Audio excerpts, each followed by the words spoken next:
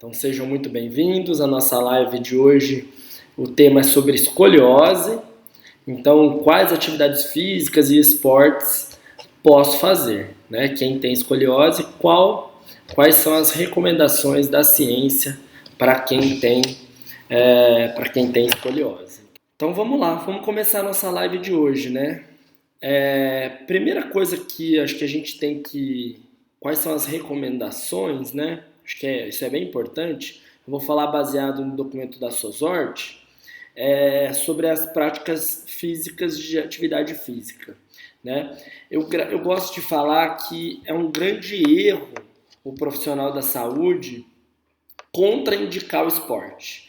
Então tem um estudo publicado na Spine com 1.068, se não me engano, avaliados com escoliose, comparado com o grupo controle, e a porcentagem eles têm muito mais dor quando eles chegam na fase adulta, comparado com quem tem escoliose, com quem não tem escoliose. Então, quando ele chega na fase adulta, ele tem muito mais dor, estatisticamente falando, quem tem escoliose, comparado a quem não tem escoliose. Só para vocês terem ideia, foram avaliados 1.069 adultos, comparado com o controle, e a prevalência de problemas de coluna, dores nas costas, é de 64%, nesse estudo foi de 64%, publicado numa revista importante, que é a Journal Spine Deformity, comparado, então, 64% comparado a 29% de quem não tinha escoliose. Então, olha que interessante, praticamente o dobro da prevalência de problemas de coluna quando a pessoa chega na fase adulta. E aí, por que isso acontece, né? Então eu gosto bastante de falar, batemos mais de 100 pessoas aí, gosto sempre de falar que a escoliose, ela é uma doença assintomática na pessoa, no adolescente, na criança. Ela é uma doença silenciosa. Por que quando a pessoa ela tem, de fato, na fase da adolescência, na fase de criança, ela não tem dores, e aí quando ela chega na fase adulta, ela tem o dobro da prevalência de problemas de coluna e dor, comparado a quem não tem escoliose. E aí a hora que você vai destrinchando esse estudo, o que ele fala? O nível de atividade física dos adultos com escoliose eles tinham comprometimento do nível de atividade física de 30%, comparado a 15% dos adultos sem escoliose. Ou seja, a vida toda eu virei para o meu paciente, eu como profissional da saúde, tá? Eu, entre aspas, todos os profissionais da saúde viram para os seus pacientes e falam: olha, você tem escoliose, você tem que parar de fazer atividade física. Você tem que parar de fazer educação física, atividade física. A única coisa que você pode fazer é natação, porque não tem impacto. O que acontece? Eu descubro que eu tenho um problema. Quando eu descubro que eu tenho um problema, aquilo me traz medo, me traz insegurança, me traz vários problemas biopsicossociais envolvidos nisso. Quando eu, além de tudo, faço o meu paciente parar de fazer as suas atividades físicas, o que acontece com ele? Ele vai ficar ainda pior. Então eu tiro dele a socialização, eu tiro dele vários benefícios que a gente sabe que qualquer prática esportiva faz com as pessoas, tá? Então, a partir do momento que eu tiro ele da atividade física, que ele tem medo de praticar algum tipo de exercício, porque o profissional da saúde falou para ele que ele não poderia fazer. Eu até falo, eu gosto de usar bastante essa frase: o paciente com escoliose, ele é um livro aberto, tá? Ele é um livro aberto. Então eu posso escrever o que eu quiser nesse livro. Ele está em branco. Quando esse paciente chega no final, não sei se é no final, chega na sua vida adulta, ele tem medo de pular, medo de fazer exercício, medo de fazer movimento, medo de correr, tudo isso como se ele não pudesse fazer absolutamente nada. E a gente sabe, a ciência nos mostra que quem faz menos atividade física tem mais dor. E aí o paciente de escoliose, quando ele não tinha dor no começo, quando ele fica adulto, ele tem mais problemas de coluna. Olha que dado simples da gente entender o que acontece com o meu paciente. Então eu vou falar uma frase bem importante para vocês.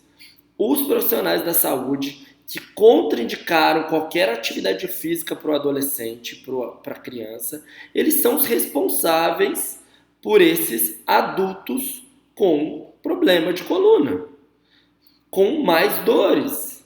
Eles sim são os responsáveis, porque eles contraindicaram algo que não tem nenhuma comprovação científica de que pode trazer algum malefício para essas pessoas. Então, a minha pergunta para vocês é o seguinte, é baseado em que os profissionais da saúde contraindicam esse tipo de tratamento, tá? Baseado em quê? Esse é o primeiro ponto, ó, batemos 130 pessoas. Então, gente, fico muito feliz, tá? Por isso que eu repito isso. Então, o que primeiro a SOSORT nos recomenda, tá? Que são os consensos internacionais. Primeiro, que o paciente pode fazer atividade física, em geral. Mas pense, a atividade física não é tratamento.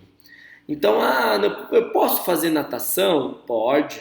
Eu posso correr? Pode. Eu posso pular? Pode. Isso é tratamento? Absolutamente que não. Por quê? Mas não realizar é pior ainda. Por que é pior? Porque eu preciso de uma estrutura muscular para sustentar essa coluna. Isso de uma forma mais importante. Eu já tenho, vamos supor, muitas vezes o paciente tem frouxidão ligamentar, o paciente ele tem um atraso do controle motor, ele não tem ele não tem um controle do seu corpo, dos seus movimentos com tanta qualidade. Tem pessoas que têm mais, tem pessoas que têm menos. Pessoas que têm mais facilidade do movimento, tem pessoas que têm menos, certo? A partir do momento que lá na fase da minha adolescência, na minha primeira infância, né, na segunda infância, que eu tô lá e que começo a tirar esses pacientes desses estímulos, né, de jogar, de pular, de correr, eu vou ter pessoas no futuro com um controle motor ainda pior. Consequentemente, eu vou ter pessoas com mais problemas, tá? Então, esse é um ponto importante para a gente levar em consideração, tá? Então, na verdade, não existe uma relação direta entre maior incidência de pessoas que praticam ou não exercício, tá? Não existe muito essa relação. Então, acho que esse é um papel importante da gente falar. Mas muita gente vai me perguntar assim, mas Rodrigo, e os pacientes, aquele meu filho, que ele jogava tênis, ou ele jogava beisebol, ou ele jogava algum esporte assimétrico. E aí, isso é contraindicado ou não? Tá? Primeiro, que ele é dito como um vilão, mas também não tem nenhum tipo de relação com isso, tá? Não tem nenhum tipo de relação com isso. As pessoas que faziam natação têm prevalência parecida com quem não fazia. Então, não muda muito isso. Quem faz esportes assimétricos também, tá? O que acontece? É claro que se eu tiver um paciente com uma curva só e ele for um atleta de alto rendimento, ele treinar diversas horas por dia, aquilo sim pode trazer algum malefício para a coluna, para a progressão da escoliose. Agora, eu jogo tênis, mas eu vou lá bater bolinha um pouquinho, por uma hora por semana, 2 horas por semana, e faço o tratamento indicado, uso colete, ou faço os exercícios específicos que são tratamento nível 1 de evidência, maravilha. Aí eu posso fazer aquele tipo de tratamento, ok? Esse é o ponto-chave. Então agora, claro, se eu for um atleta de alto rendimento, aí eu vou tomar um pouco mais de cuidado, tá? Então, o que o Rodrigo Andrade, né, o que a nossa equipe do Escoliose Brasil hoje recomenda para os nossos pacientes com relação aos esportes, baseado em tudo que a gente lê e estuda. tá? Esse é um ponto principal. Primeiro ponto que a gente recomenda é o seguinte: evitar qualquer tipo. Então tem bastante gente me perguntando sobre academia, né? Então evitar qualquer tipo de, a gente chama de carga axial, ou seja, qualquer coisa que eu vou comprimir aquela curva e aquela curva vai aumentar. Imagina, se eu coloco uma carga na coluna, essa carga tende a aumentar o grau. Toda vez que eu abro a coluna, que eu estico a coluna, aquilo tende a aumentar, diminuir o grau. Eu aumento o espaço, diminui o grau. Certo? Então é uma contraindicação absoluta para os pacientes com escoliose com relação à atividade física são cargas axiais. Ou seja, eu vou lá na academia, então, que foi a pergunta de alguém, coloco uma barra nas costas e fico sustentando aquela barra nas costas. É claro que o paciente não vai ter nenhuma condição de sustentar aquele peso, executando o movimento diversas vezes, com carga, etc. E aí esses pesos, de fato, eles não vão, aquilo vai ser ruim e prejudicial, ok? Então é o que a gente contraindica. Ah, e aí, né? E as outras coisas? O que o meu filho pode ou não fazer?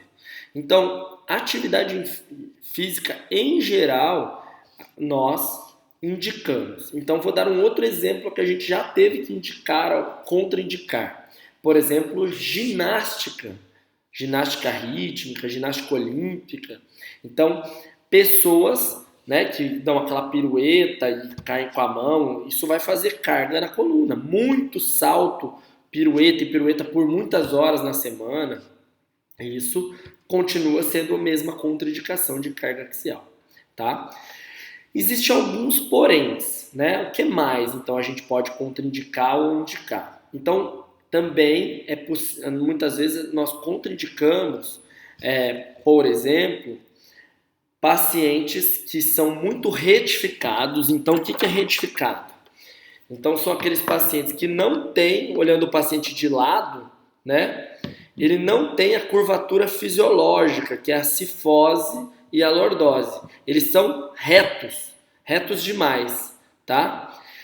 Esses pacientes que são retos demais, que tem uma curvatura muito reta, imagina, se eu deveria ter um pouquinho de curva. Eu não tenho muita curva, certo? Não tenho muita curva. E aí, eu faço extensão da coluna. Como que eu posso, o que acontece se eu tiver extensão da coluna?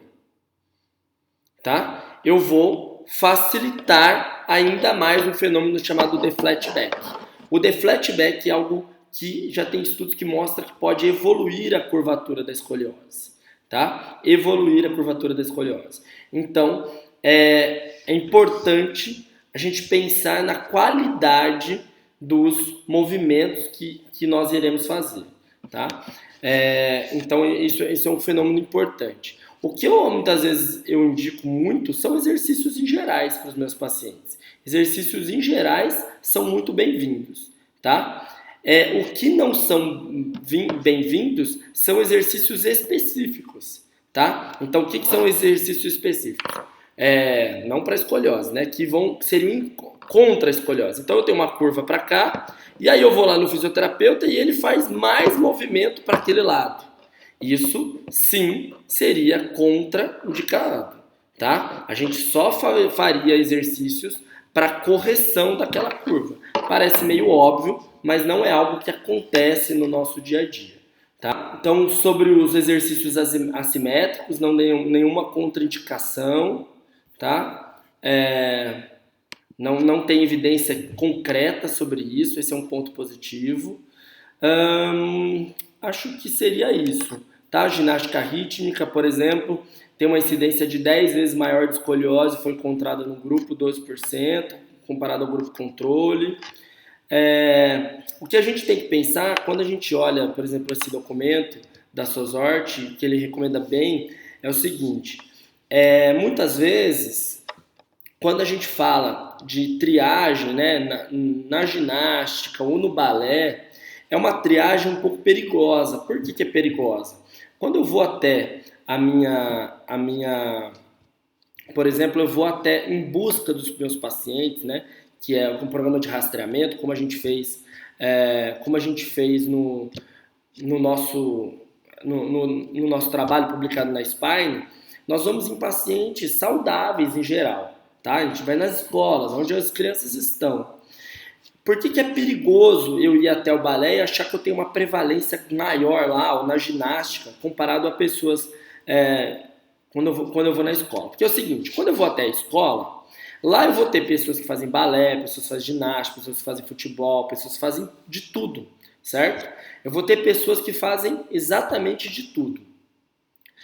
E beleza, tudo certo. Até aí é o que a gente quer saber, uma amostra mais homogênea. Quando eu vou até o balé, o que eu encontro no balé? Pessoas que estão numa faixa etária, que é a faixa etária indicada, elas são, na maioria, elas são meninas, elas têm um perfil mais parecido com um pouco tecido adiposo, que é o perfil mais parecido com os pacientes com escoliose. Tá? Então, quando eu vou até esses locais, eu posso ter uma amostra um pouco viciada. Então, não é o recomendado fazermos programas de rastreamento nestes locais, ok? Há 13 anos, trata minha escoliose, 60 graus, colete depois de tanto tempo ajudaria? Não é o tema, mas eu vou responder para você que não, coletes só são indicados durante a fase de crescimento e de curvas de 20 a 25 graus até 50 graus. Minha filha tem escoliose, tem exercícios que ela pode fazer em casa? Com certeza, o nosso tratamento é baseado em exercícios que que devem ser realizados em casa todos os dias, mas depois de uma avaliação entender quais são os exercícios específicos e baseado numa classificação importante, qual é o seu tipo de curva, qual é o exercício que você pode ou não realizar e por aí vai. Pode fazer abdominais infra? Pode fazer abdominais com certeza, não tem problema nenhum, não tem contraindicação nenhuma fazer abdominais.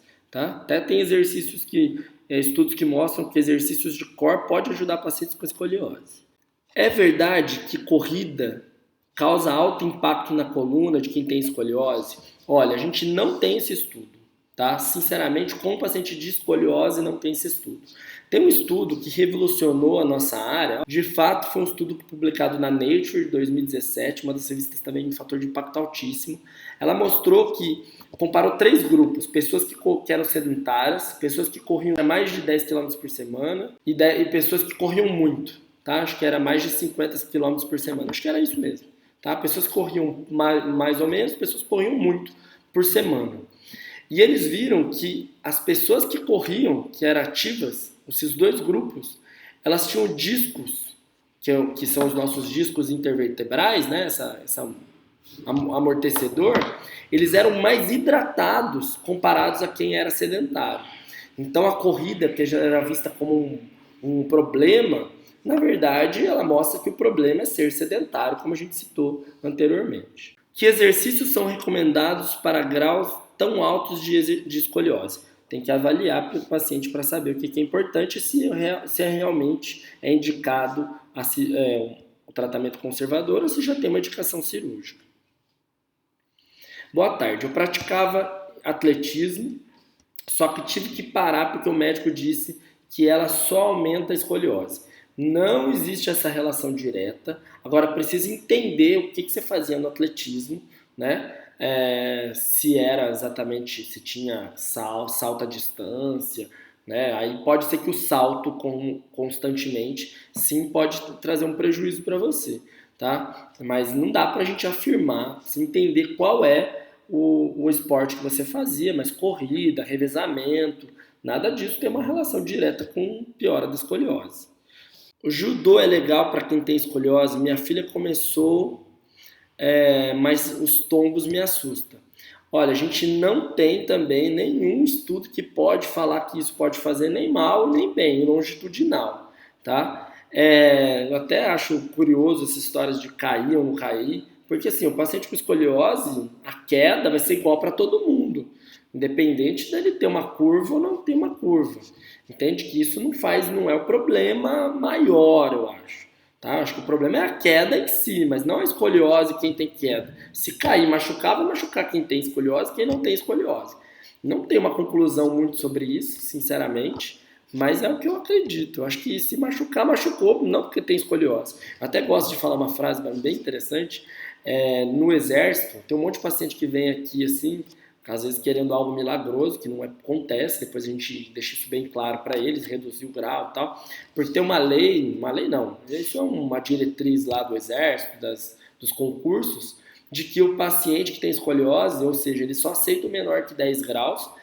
Então vou dar um exemplo de quem é da aeronáutica, que eles não aceitam, eles podem passar na prova, mas eles não são aceitos no exame médico por conta da escoliose. Daí você vai tentar entender, mas por quê, né? Se o paciente tem escoliose, pode estar no exército, pode estar na aeronáutica, não muda nada, né? Até eu acho um desrespeito com a pessoa, né? Uma das explicações é o seguinte: se ele estiver dentro do avião, né, na aeronáutica, imagina, avião de caça, e o avião for cair e ele tiver que ser ejetado, ou seja, tipo, a cadeira sai, igual em filme, e sai um paraquedas, que ele vai ter um problema na coluna. Gente, se o paciente for, se o piloto da aeronáutica for ejetado do avião, o que ele está menos pensando é com a escoliose, ele está pensando se ele vai sair vivo ou não de lá, né? Vamos combinar. Então, assim, tem umas coisas que não tem sentido, não são baseadas em absolutamente nada. A escoliose tem idade para ela parar de desenvolver? Sim. Se ela tiver menos de 50 graus e durante a fase e parar o crescimento, é ali que a tendência da escoliose é parar, ok? Quando para o crescimento, a tendência é parar. Com adultos ainda é inconclusivo isso, principalmente em curvas acima de 30, 50 graus. Cargas axiais com autocorreção pode? Eu não aconselho de maneira alguma, tá? Não aconselho de maneira alguma. Na verdade, a autocorreção ela se baseia contra a carga axial. Se você faz a carga axial, você não está fazendo autocorreção. CrossFit é contraindicado para pacientes com escoliose? Primeira pergunta é saber qual escoliose, qual é o grau, tá? Se for uma curvatura, quem está fazendo? Porque se for um adolescente, eu na minha prática clínica sim contraindico. Tem muito exercício de carga axial, com muito pesado, muito salto, muita carga acima da cabeça. Então, eu contraindicaria sim. É uma prática nova, a gente não sabe o que isso vai acontecer lá na frente, mas um paciente que está em atendimento, creio que seja um pouco demais. Adolescente, gente, tem que pular, correr, brincar de uma forma mais natural, né? Não com uma carga tão severa. Minha filha é operada há 2 anos, depois, já fez karatê, agora está fazendo capoeira na escola. É seguro? Depende do movimento, acredito que sim. Uma vez que ela já está operada, que ela não tem, tá tudo, né? A pessoa mais indicada é quem fez a cirurgia, o que ela liberou. Se passou o tempo lá, tá tudo certinho, os pinos estão no lugar, não vejo grandes problemas. Vamos lá, mais umas 2 perguntinhas, porque tá acabando o nosso tempo. Esporte que tem na educação física do colégio. Pode. Handball, futebol, pode, deve. Ele tem que se socializar, ele tem que fortalecer sua musculatura, ele tem que trabalhar de uma forma bem interessante. Tá? Quanto mais estímulo de controle motor ele tiver, melhor. Tá? Quanto mais socialização, melhor. Pode, deve fazer, deve jogar bola, deve. Quando devo atuar na escoliose? Já que vemos atletas com alterações e são assintomáticos. Se eles são atletas, Helder, se eles já passou a fase da progressão, a escoliose está estável, tem atleta de alto rendimento lá, a gente viu nas Olimpíadas, pode, não tem problema nenhum. Se eu fosse você, não iria intervir nessa escoliose, nessa pequena escoliose. Você pegar um tenista, ele tem uma escoliose adaptativa, mas essa escoliose não é um problema. Até existem estudos que tentaram corrigir posturas de atletas e eles perderam performance, porque o corpo está mega adaptado àquilo. Então, nesse tipo de paciente, não ajuste. Tá? Importante isso. Interessante essa. Então, quem tem indicação cirúrgica poderia fazer natação como atividade física? Se ela tem indicação cirúrgica, ela tem que operar. Mas ela pode fazer atividade física, pode fazer natação, claro. Mas natação não trata escoliose, isso é importante. Atividades com salto, vôlei, basquete são contraindicadas em pacientes com escoliose. O que eu sempre acredito é que a gente precisa treinar esses pacientes para que eles sejam aptos a fazer um salto de boa qualidade. Isso sim é importante. Não só sair contraindicando por contraindicar. Mas pergunta maravilhosa. No Pilates, então esse para os pais que levaram seus filhos no Pilates. No Pilates, podemos fazer exercício dos dois lados, porém aumentando o número de repetições? Gente, não faz sentido nenhum se eu tenho uma curva para esse lado, eu fazer mais curva para esse lado, fazer gol contra. Não faz sentido. Quem ensinou isso para você está fora de cogitação. Não permita, tá? Hoje eu tenho que contraindicar pessoas a fazer a gente de Nova York aí, Ruth, grande abraço. Contraindicar a pessoa a fazer pilates porque o meu paciente vai lá fazer e a pessoa faz para os dois lados, faz contra o raciocínio clínico e biomecânico do tratamento. Não faz sentido algum isso. Uma adolescente, 15 anos, Risser 4, está com escoliose aceitável com 43 graus, você indica colete? Não é aceitável, ela já está num risco de cirúrgico. Acima de 45 graus, 50 graus, já tem indicação cirúrgica. Se ela ainda tem no Risser 4, ela precisa usar urgentemente um colete de boa qualidade para poder segurar essa curva e fazer exercícios específicos. Microfisioterapia assusta só pomba? Ou serve para pôr no lugar dos espantalhos? Olha, o pessoal tirando sarro do meu post da microfisioterapia. Grande abraço, Marcelo. Microfisioterapia precisa primeiro ser testado para depois podermos de alguma maneira fazer. Primeiro precisa testar, primeiro precisa ter comprovação, para depois eu poder prometer aqueles resultados mirabolantes que as pessoas têm dito e cobram caro do seu paciente. A primeira coisa que eu tenho que colocar isso para vocês, só para entrar nesse assunto e acabar, porque nós passamos 5 minutos no nosso horário, é o seguinte. Primeiro, gente, você precisa se colocar, o professor Léo Costa falou isso hoje, se coloque no lugar do seu paciente. Veja se ele gostaria de receber um tratamento que não foi testado. Isso vale para quem faz pilates para escoliose, para quem faz RPG para escoliose, isso vale para quem indica natação, para quem contraindica tudo que é exercício, para quem indica colete de Milwaukee, tá? Se coloque no lugar do paciente. Isso não tem uma comprovação científica, não funciona direito, não, a gente não sabe se funciona ou não funciona, tá? O que dá escoliose, que eu posso falar, que está indo para um outro caminho. Da microfisioterapia para as dores musculoesqueléticas, vamos supor, os estudos de diversos lugares, os guidelines, tudo isso, eles orientam atividades sempre ativas, nunca passivas, tratamentos ativos. Então, microfisioterapia é um tratamento passivo. E achar que você tem uma dor porque é um problema da sua infância, isso é muito achismo, tá? Então, isso não se chama fisioterapia, me desculpem, tá? Eu sempre vou bater nessa tecla, porque eu gosto muito da minha profissão e eu quero que a minha profissão seja sempre de excelência, e não contrário. Personal trainer está preparado para atender algum paciente com escoliose ou só fisioterapia? Na verdade, isso é contra a lei, tá? Personal trainer, ele é responsável por tratar fisicamente as pessoas. Tratamento, por cuidar, né, fisicamente das pessoas, da parte de performance, de fortalecimento muscular. Se ele tem uma patologia, o objetivo é esse, ele está agindo contra a lei, mas essa linha é muito tênue, porque às vezes ele vai para o Pilates, mas acho que é bom deixar claro que o fisioterapeuta também invade diversas vezes. Veja aí você no seu dia a dia, se você não está fazendo isso com o personal, se você não está atendendo o paciente no Pilates que quer atividade física, que quer somente preparo físico, então veja se você também não está invadindo muito a área dele. Agora tem a fisioterapia querendo aplicar medicamento, tá? Que eu também acho um perigo, então a gente reclama do médico, mas faz igual ou faz pior, tá? Invasivos. Né? Então vamos tomar um pouquinho de cuidado com as áreas, cada um ficar na sua, porque daí a gente se entende bem. O trabalho multi é importante, mas cada um respeitando os seus lados. Tá bom? Valeu, obrigado e até a próxima.